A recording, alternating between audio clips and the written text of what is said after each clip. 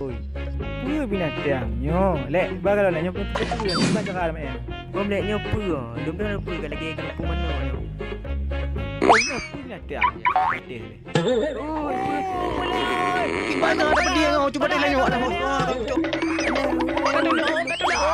Oi. Kau punah mupuk ni, mupuk. Aku pegah beg kami no. Pegah ikan juk kumeng pegah nak kepada. Mupuk tak makan pada. Kamu tahu ke? Alah. Alah kau pegang-pegang beg kata gom datangnya. Aku bergerak. Alah. Aku pegah beg kayu lagi. Aku pegah ikan juk kumeng kepada. Pegah beg mak bokehnya lah. Aku pegah ikan kumeng lah. Cuba teh meja tu. Alah lek beg. Lun carong ni, beg pikiran carong. Akalang tu. Alah kami kenapa kau boleh nonyo? Kenapa ada apa tu? Apa dengan tuan kau meh? Bang. Kenapa ya? Aku pegang fikir-fikir Oh, mahir dah. Kalau memang dah tonton ni. Bere, je dah belum bendu. Okey. Ya. Kan memang Cik Om memang bisa dia tupil. Aku pegang fikir mekan tu. Dia jawab Aceh.